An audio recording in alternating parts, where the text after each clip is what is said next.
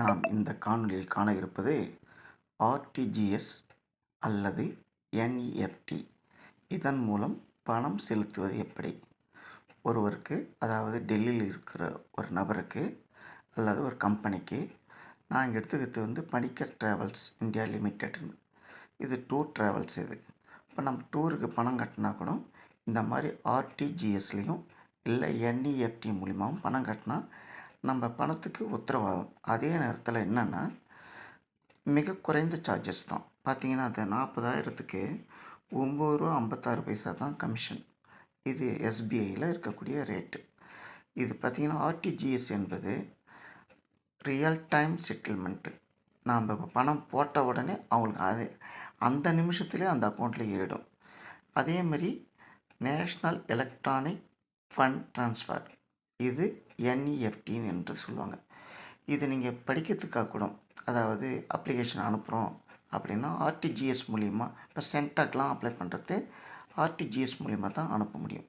So அப்போ CENTAC கன்வீனர்னு போட்டு அவருக்கு எவ்வளோ அங்கே பணம் கட்டணும்னு சொல்கிறாங்களோ அந்த பணத்தையும் இதே மெத்தடில் தான் செய்ய முடியும். இப்போ நான் டூர் ட்ராவல்ஸுக்கு நான் போடுறேன். அவங்களுடைய நம்பர், அதாவது முதல்ல நாம் இந்த தேதியை குறிச்சிக்கிறோம். 31/5/2024. எந்த பிரான்ச்சு, அதாவது நான் தட்டாஞ்சாவடி பிரான்ச்சுன்னு எடுத்துக்கிறேன். இப்போ நம்ம என்இஎஃப்டியில் போனால் என்இஎஃப்டி டிக்கெட் அடிக்கணும். ஆர்டிஜிஎஸில் போட்டால் ஆர்டிஜிஎஸ் அதில் டிக்கெட் அடிக்கணும். இதில் எதில் வேணால் போடலாம், ஆனால் ரெண்டுமே பணத்துக்கு உத்தரவாதம் உண்டு. ஸோ இப்போ 40,000 நான் டிக்கெட் அடிக்கலை, நீங்கள் டிக்கெட் அடிச்சுக்கணும் எதில் போடுறன்றத. இப்போ இதில் பார்த்தீங்கன்னா 40,000.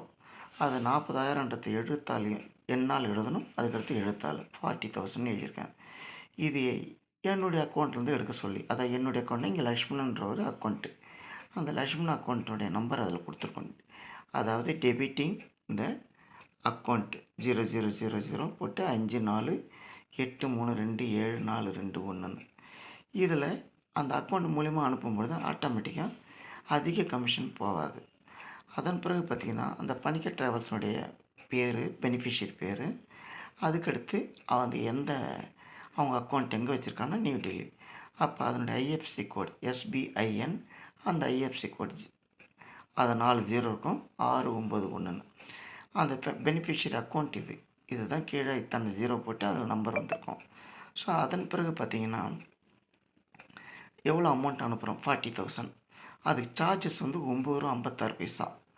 அதே நீங்கள் செக் அனுப்புனா அதிகமாகும். அதே நேரத்தில் டிராஃப்ட் எடுத்தால் அதிகமாகும். அதாவது 300-400லாம் செலவாகும். இதில் அது மாதிரிலாம் கிடையாது, வெறும் ₹9.56. இதில் பார்த்திங்கன்னா யார் அனுப்புகிறாருன்னா லக்ஷ்மணன். இது அவருடைய அட்ரஸ் முருகன் கோயில் தெரு, புதுச்சேரி. அவருடைய ஃபோன் நம்பர். இந்த ஆர்டிஜிஎஸ்ன்றது அதாவது ரியல் டைம் செட்டில்மெண்ட், உடனே. நேஷ்னல் எலக்ட்ரானிக் ஃபண்டு ட்ரான்ஸ்ஃபர்ன்றது இதை மாதிரி.